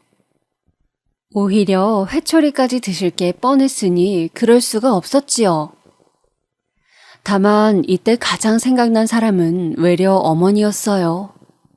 친할머니마저 가끔 저희 집에 오시면 새끼 버리고 떠난 건 엄마도 아니라고 대놓고 욕을 하시곤 했는데 저는 이럴 때 날 버리고 떠난 어머니라도 있었으면 했습니다. 어머니라면 학교에 찾아가 애들한테 그러지 말라고 말이라도 했을 텐데 내가 이렇게 아프고 슬프도록 놔두지 않았을 텐데 하는 생각이 들었으니까요. 하지만 어머니를 그리워한 만큼 아무리 기다려도 오지 않은 어머니가 원망스럽기도 했습니다. 그러던 어느 날 저에게 엄마가 없다는 것까지 알게 된 아이들은 이제 저를 고아라 부르기로 했나 봅니다.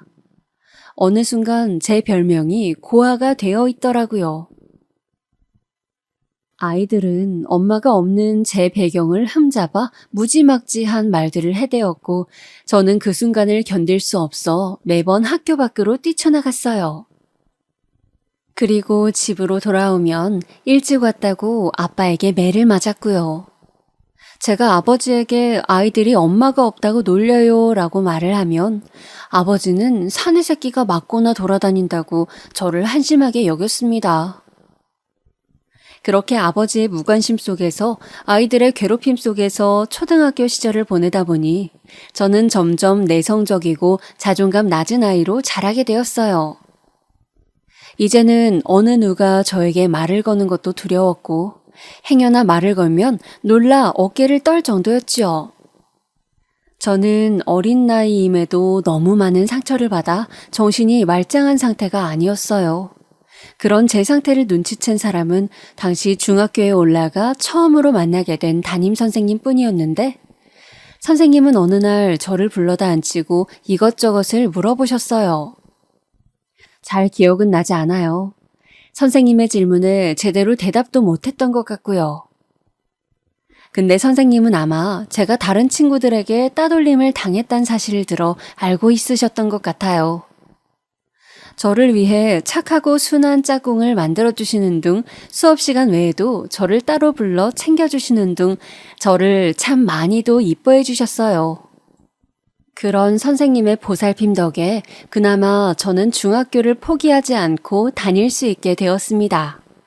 그리고 이 선생님은 가끔 저에게 이런 말씀을 해주셨어요. 그 말씀은 제 가슴 속에 오래 살아남아 지금 이 나이대껏 남아있게 되었는데요. 성철아, 집이 가난한 건 부끄러운 게 아니야. 정말 부끄러운 건 네가 가난을 부끄러워한다는 거지. 선생님도 어린 시절에 집이 많이 불우했어. 선생님 엄마 아빠는 선생님에게 공부도 하지 말라고 전기세 아깝다고 말했을 정도였단다. 근데도 선생님은 열심히 공부해서 선생님이 되었어. 우리 성철이 같은 이쁜 아이들을 가르치고 싶어서 말이야. 그러니 어떤 상황에서도 포기하지 말고 어려움을 헤쳐나가는 방법을 알아야 한다. 알겠지? 네, 선생님. 그날도 아이들과 동떨어져 혼자 조용히 공부하고 터덜터덜 힘없는 발걸음으로 교실 문을 나가려던 때였는데 저를 붙잡고 하신 선생님의 그러한 말씀은 참 따뜻했습니다. 그리고 제게 참 많은 힘이 되었습니다. 선생님을 보면 아주 가끔 엄마가 생각나기도 했고 저 역시 꿈을 가져야겠다는 생각도 마음 한켠 들었지요. 꿈이라곤 전혀 없었던 어린 제게 마치 밤바다를 비추는 등대불처럼 선생님은 그런 존재였어요. 그렇게 저는 선생님 수업 시간에는 졸지 않고 열심히 수업을 듣기 시작했고 그러다 천천히 공부에도 흥미를 붙여가게 되었어요. 문제집도 없고 달랑 가지고 있는 건 교과서 하나뿐이었지만 저는 그 교과서를 참 많이도 보고 또 보았네요. 나중엔 교과서가 너덜거릴 정도로 보아 지나가던 선생님들이 놀랄 정도였어요. 공부하는 게 아주 재미있거나 바닷속에서 수영하는 것만큼 행복한 일은 아니었지만 적어도 제 힘든 가정 환경을 잊을 수 있는 유일한 것이었지요. 아버지가 술을 먹고 들어오는 날이 많아질수록 저는 공부에 더 몰입했고 아이들이 놀릴 때면 더더욱 연필을 쥐어잡았습니다. 그렇게 저만의 요령을 터득해 공부해 나가다 보니 어느새 저는 수석이 되어 있더라고요. 제가 공부를 잘하자 다른 아이들도 더는 저를 무시하지 못했지요. 선생님들도 저를 이뻐라 하셨고요. 늘 외톨이에 엄마 없는 고아 취급이나 받으며 자라던 제가 처음으로 다른 사람에게 인정받고 칭찬까지 받으니 그때부턴 저도 제 자신을 다르게 생각하기 시작했습니다. 자존감도 전보다 훨씬 높아졌고 이제는 누가 저를 놀린다 해도 맞대응할 준비가 되어 있었죠. 그런 자신감 넘치는 모습이 제 스스로도 참 마음에 들었어요. 하지만 저의 상황은 변해갔지만 집안 상황은 달라지지 않았어요. 아버지는 몇 번이나 직장에서 잘리셨고 결국 일용직을 해나가실 수밖에 없었는데 그마저도 나가지 않고 집에 있는 일이 많아지셨으니까요. 거기다 술을 마시는 날도 많아져 집안이 술병으로 꽉 차 발 디딜 틈도 없어졌습니다. 아버지, 술 좀 그만 두세요. 이러다 건강 해치실까봐 걱정이에요. 네가 뭘 안다고 잔소리질이야. 어따 대고 아버지한테? 네 일이나 잘해 임마. 어디 자식놈의 새끼가 부모한테 훈계질이야, 훈계질은. 제가 말려보려 해도 아버지는 도통 제 말을 듣지 않으셨어요. 오히려 술에 취해 흐트러진 발음으로 저런 말들을 늘어놓기 바쁘셨지요. 그러니 저도 아버지에게서 점점 손을 떼게 되었습니다. 처음에야 말리고 술병을 몰래 숨겨놓기도 하며 노력해보았지만 그 어떤 노력도 이미 알코올 중독자가 되어버리신 아버지 앞에선 무용지물이더라고요. 가끔 가다 친할머니가 오셔 아버지를 붙잡고 눈물을 흘리시며 제발 정신 좀 차리라고 우실 때가 있었는데 그럴 때 빼곤 아버지는 항상 술에 취해 계셨습니다. 넌 나한테 고마워해야 돼. 애미도 버린 널 내가 걷어 먹여줬잖냐. 네, 아버지, 감사해요. 그리고 망할년. 네 엄마는 망할년이다. 자식 새끼 버리고 남편 버리고 그게 사람이 할 짓이냐? 금수다. 네 엄마는 금수만도 못한 년이야. 내가 왜 걔를 데리고 살았는지. 그리고 아버지는 가끔 가다 이런 말씀도 하시곤 했어요.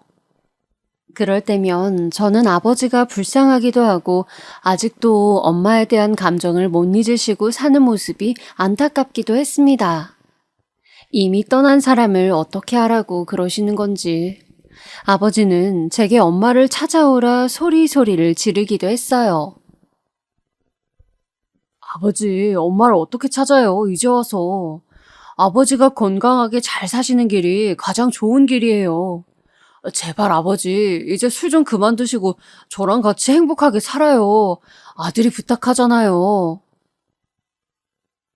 찾아와, 찾아오라고 당장. 그 바람난 년 찾아오라고.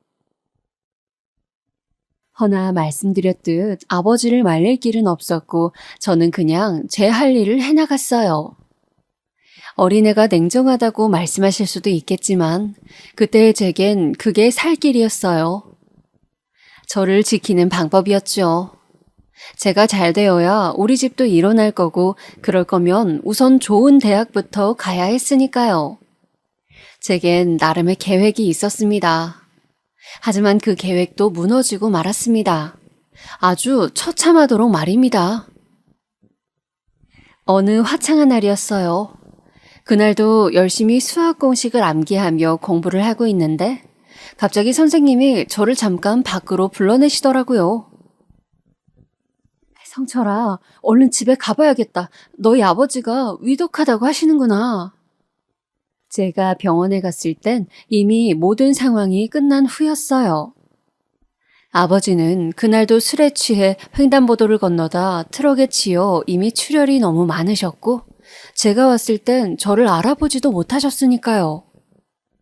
친할머니만 아버지 곁에 앉아 아버지 이름을 부르짖고 계셨는데 저는 당시 실감이 나지 않아 아버지를 몇 분간 멍하니 쳐다보았던 게 기억이 납니다. 그때 의사 선생님이 제게와 아버님이 많이 힘들어하세요. 이제 마지막 인사를 하세요. 라고 말씀하셨어요. 아버지, 아버지. 저는 그렇게 넋을 놓고 아버지의 이름을 부르다 아버지를 보내고 말았습니다. 아버지의 장례식은 참 초라했습니다. 아버지의 마지막을 보러 오는 조무객들은 몇 되지 않았고 저와 할머니만 덩그러니 앉아 영정사진을 바라보고 있을 뿐이었지요.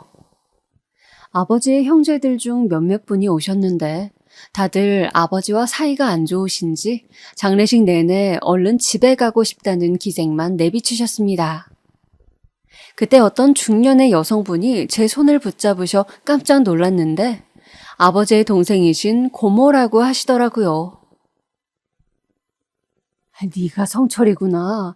너 나 알아보겠니? 아, 네. 근데 너무 오래전이라. 아, 그래. 그럴 만도 하지. 여기 앉아봐라. 서 있느라 많이 힘들지? 물 좀 마셔. 유일하게 그 장례식장에서 고모만이 제게 따뜻하셨어요. 제게 학교는 잘 다니고 있는지, 아버지랑 살았을 때 형편은 어땠는지 하나하나 물어봐 주셨죠. 얼굴도 기억나지 않는 고모이지만 누군가 내 안부를 물어봐주는 어른이 있다는 것 자체로 안심이 되었는지 저는 그제야 모든 상황이 실감나며 그만 울컥했던 것 같아요. 아버지가 죽었다는 거, 제 옆에 더 이상 없다는 거, 이제 영영 돌아올 수 없는 길을 떠나셨다는 거.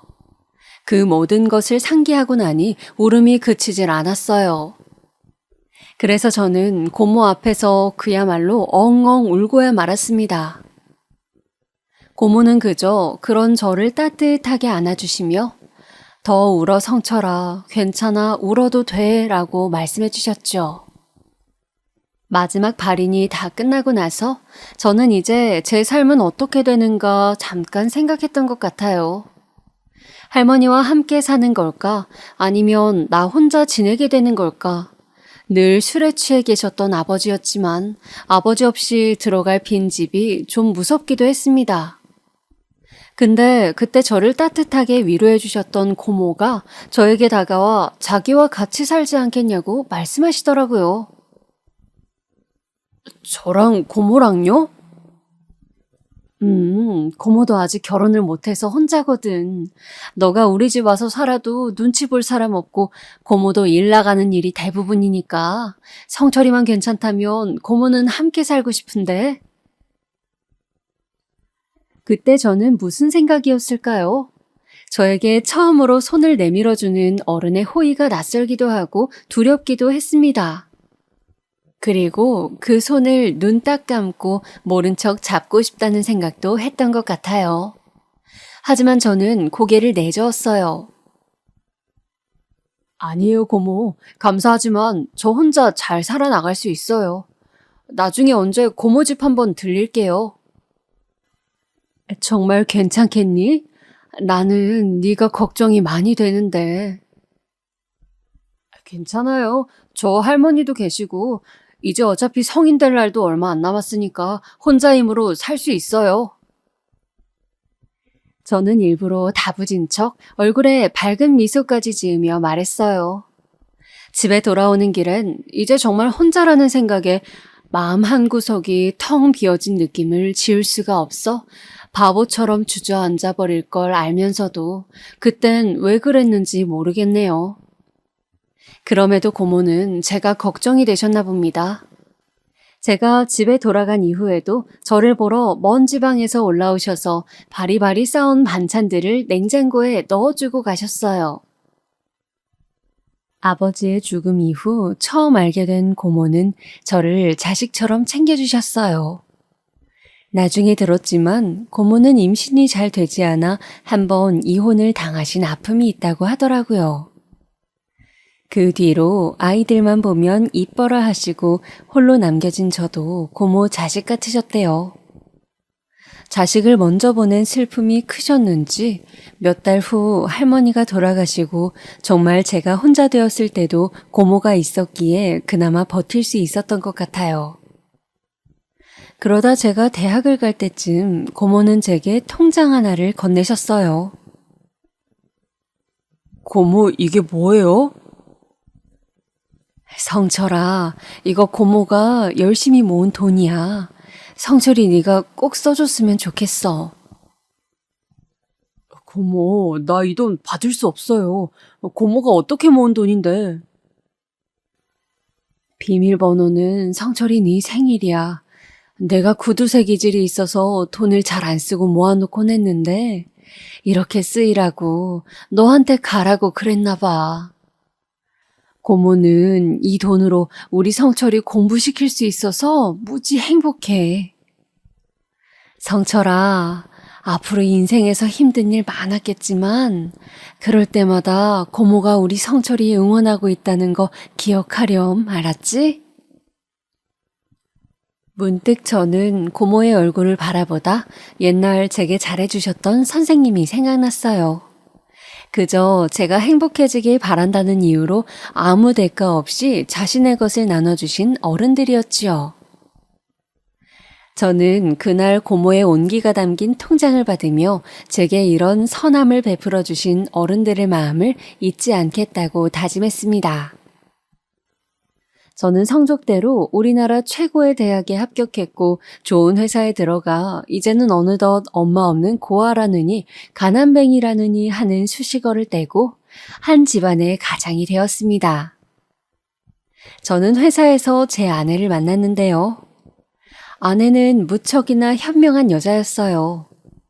제가 회사 생활을 힘들어했을 때 옆에서 도와준 사람도 아내였고 회사를 나와 제 회사를 차리며 힘든 시기를 보내고 있을 때도 묵묵히 기다려준 사람도 아내였어요.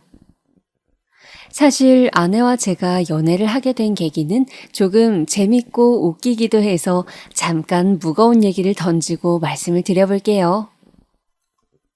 그날은 제가 회사 근처 커피숍에서 커피를 들고 업무를 하러 올라가는 길이었어요.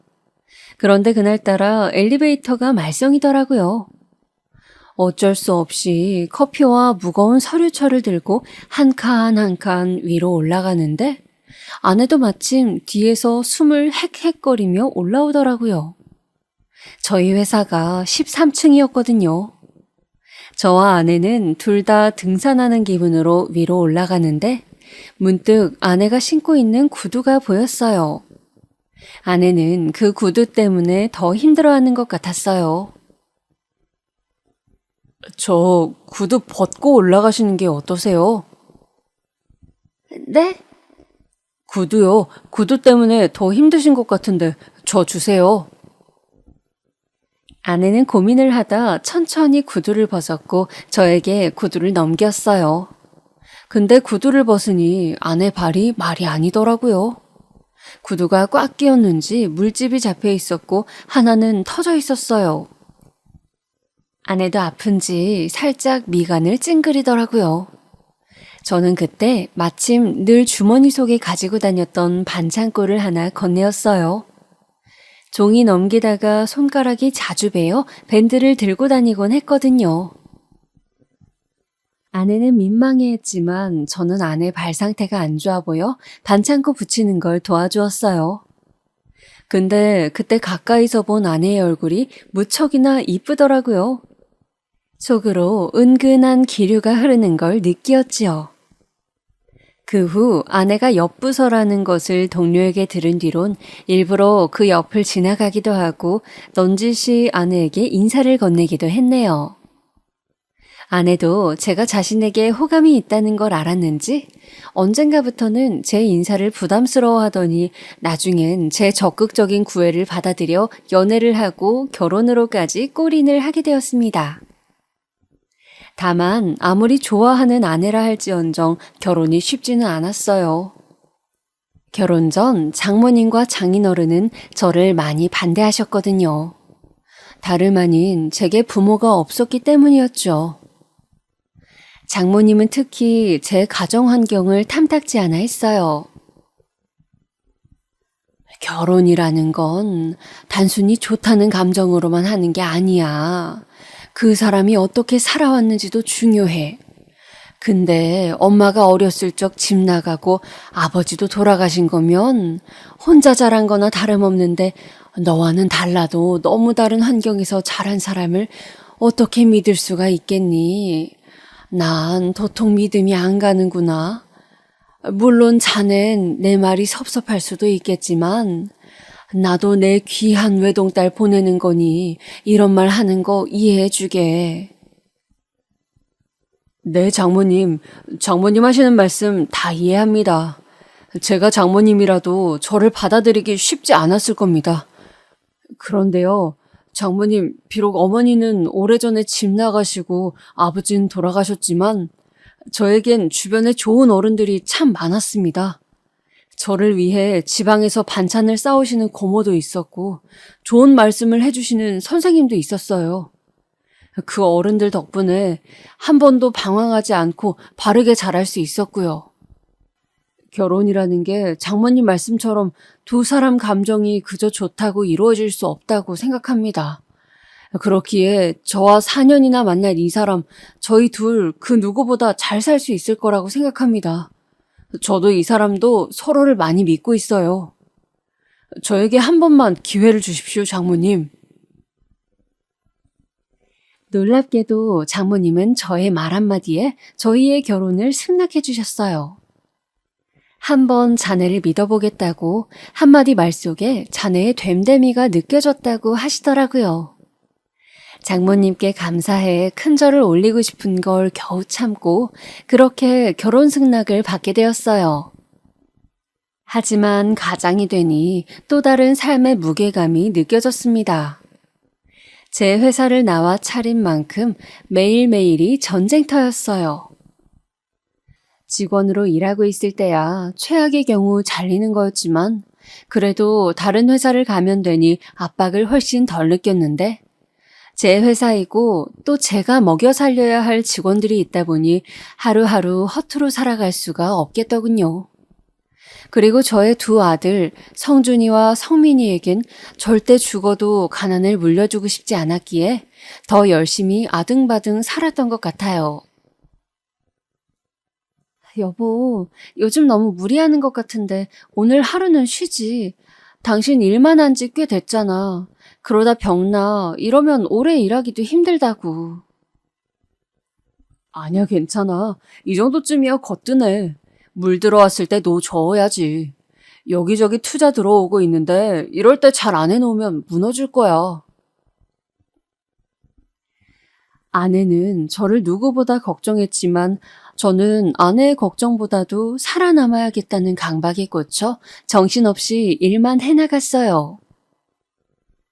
그러다 보니 나중에 가장 후회되었던 건 우리 애들 크는 걸 보지 못했다는 거예요. 매일 야근하고 늦게 들어가다 보니 볼 수 있는 건 애들 자는 얼굴이었거든요. 애들 깨울까봐 다가가지도 못하고 옆에서 지켜보는 걸로 하루의 고단함을 달래곤 했어요.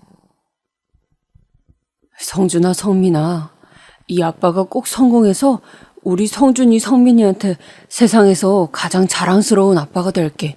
꼭 그럴게.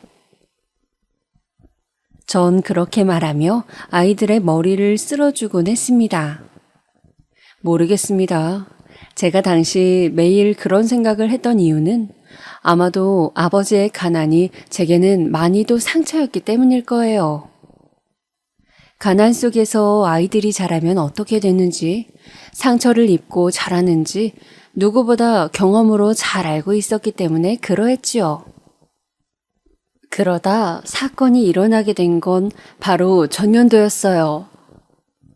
잘 나간다고 생각했을 때쯤 회사가 무너지고 만 것이죠. 믿었던 저희 직원 중 한 명이 저희 회사의 정보와 기술을 다른 회사로 들고 가면서부터 일이 시작되었어요.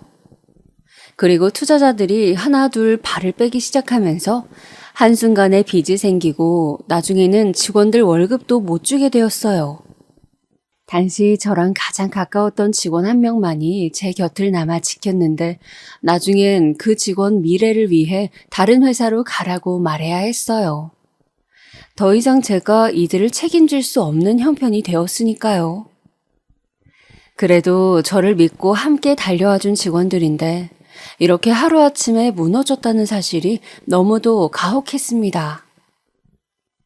발빠르게 돈을 빌리고 어떻게든 상황을 나아지게 하기 위해 돌아다녀 보았지만 아무도 제게 도움을 주지 않았지요. 그러다 보니 사람이 순간적으로 나쁜 생각도 하게 되더라고요. 예전엔 이런 뉴스 기사들을 보면 쉽사리 이해하기 힘들었는데 이제야 처절하게 공감이 되었습니다. 하지만 그렇다고 저는 제 자신을 놓을 수도 없었고 그러기도 싫었습니다. 제겐 그 누구보다 소중한 가족이 있었고 저만 목 빠지게 기다리고 있을 우리 사랑스러운 아이들이 있었으니까요. 아내와 아이들을 생각하면 그런 선택이 아니라 다른 선택을 하고 싶었어요. 그래서 처음부터 다시 시작하는 마음으로 모든 것을 내려놓고 아내에게도 아이들 데리고 친정에 가 있으라고 했네요. 그때 제게 찾아온 사람이 바로 저희 엄마였습니다. 어린 시절 상간남과 도망갔던 친엄마요. 무슨 일이라도 해야 할 것 같아 저는 당시 공사장 막노동판에서 일을 하고 있었어요. 그날도 신발끈을 묶고 집을 나섰을 때였죠. 어떤 초라한 행색의 할머니가 저를 붙잡았어요. 저기요, 잠깐 얘기할 수 있을까요? 네? 누구세요? 누구냐는 질문에 할머니는 아무 말씀도 못하시고 눈물이 그렁그렁하신 눈으로 저를 쳐다보셨어요. 그리고는 대뜸 제게 자신이 친엄마라는 사실을 밝혔습니다. 30년 만에 날 찾아온 엄마라니. 저는 보고도 믿기지 않아 눈을 멀뚱히 뜨다가 일단은 엄마를 모시고 근처 국밥집으로 들어갔습니다. 이미 엄마에 대한 원망이던 뭐던 사라진 지는 오래였어요. 차라리 없는 사람이라고 생각하고 살았으니까요.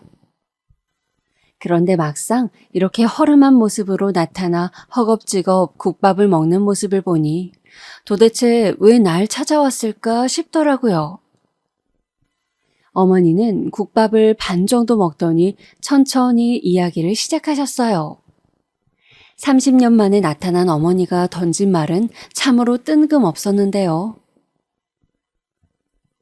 내가 갑자기 나타나 놀랐지? 실은 내게 부탁할 일이 있어서 왔단다. 부탁이요?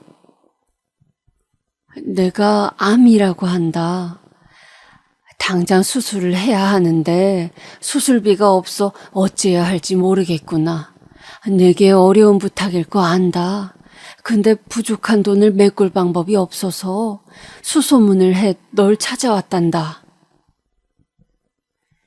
어머니는 자신이 암이라며 수술비 100만 원이 부족하다고 말씀하시더라고요. 행복하고 편안하게 사시기나 하시지 왜 100만 원도 없이 나타나신 건지 순간 가슴이 미어지면서 깊은 고통이 느껴졌습니다. 그 순간 저는 저를 버리고 떠난 어머니의 모습이 생각났고 하염없이 어머니를 기다리던 어린 날 제 모습도 생각이 나 자리를 박차고 뛰어나왔습니다. 근데 뒤에서 어머니가 저를 붙잡으시며 하는 말이 또다시 한번 제 뒤통수를 강하게 후려쳤어요. 내가 너를 떠난 게 아니다. 네 아빠를 도저히 견딜 수가 없었어. 그래서 떠난 거야.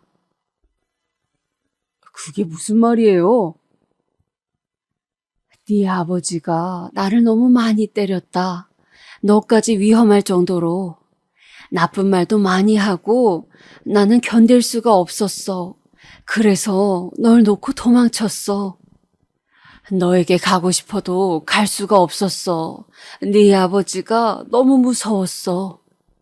너의 할머니도 그렇고 모두 네 앞에 나타나면 죽여버리겠다고 협박했다. 이제 와서 수술비 얻어내기 위해 그런 거짓말 하시면 좋으세요? 어이가 없기까지 했습니다.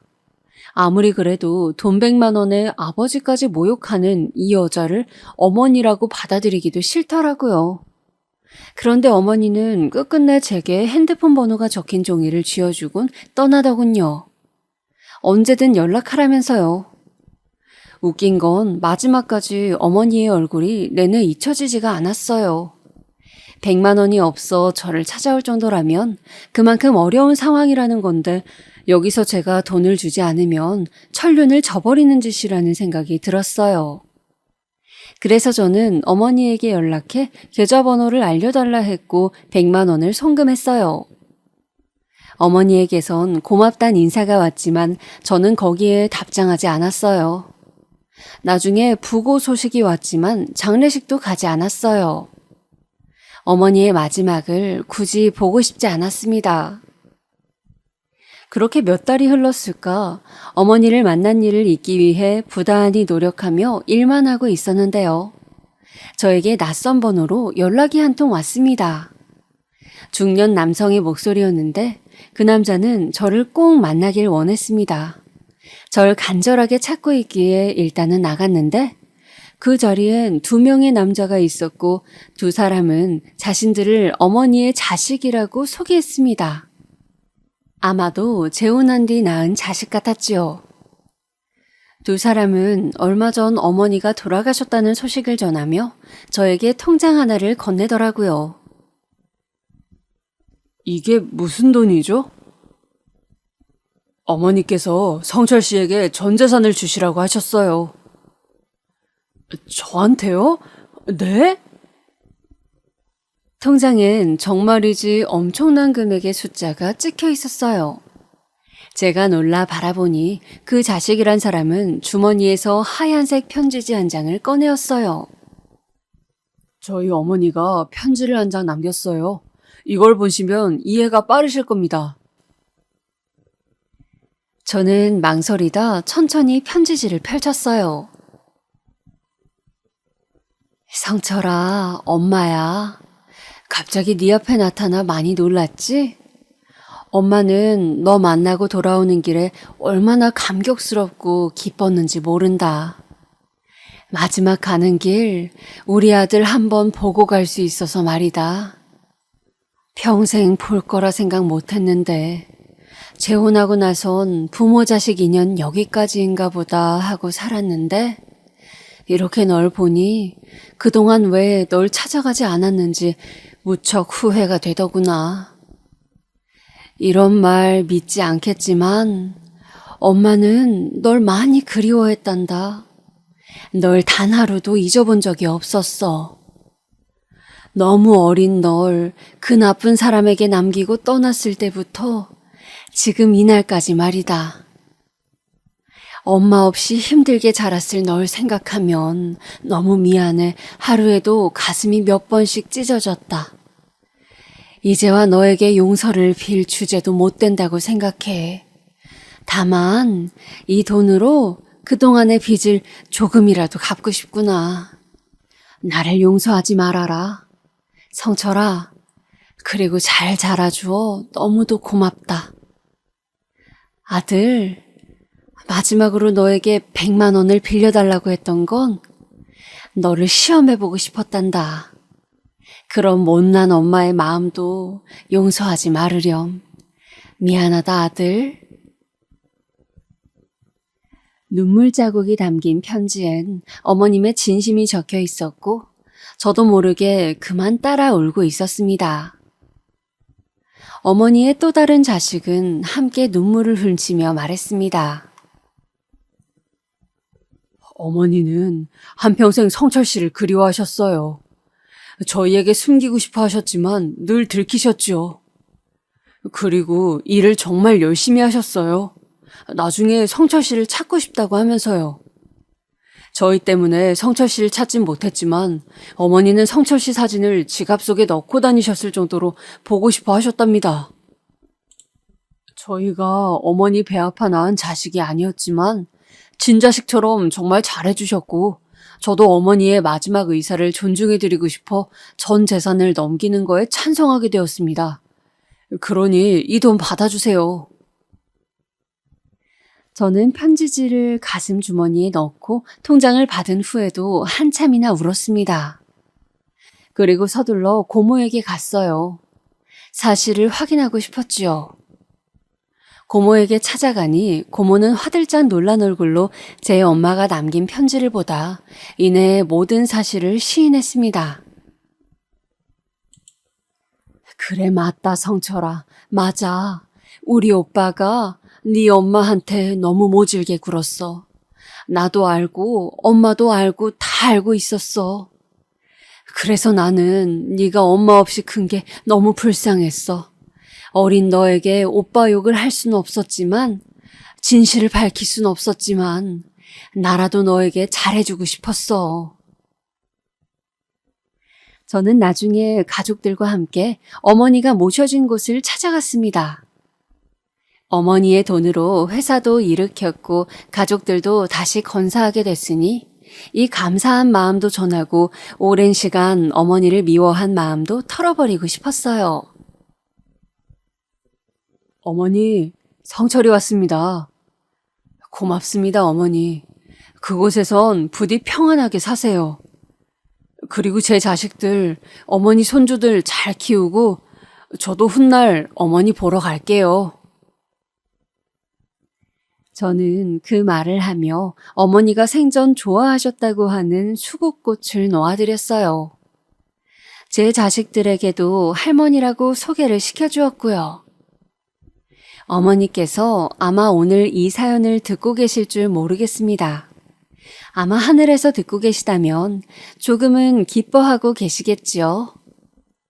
마지막으로 어머님, 고단하셨던 인생 그 짐 내려놓고 이제는 편히 쉬세요. 우리 다시 만나는 날까지 안녕히 계세요.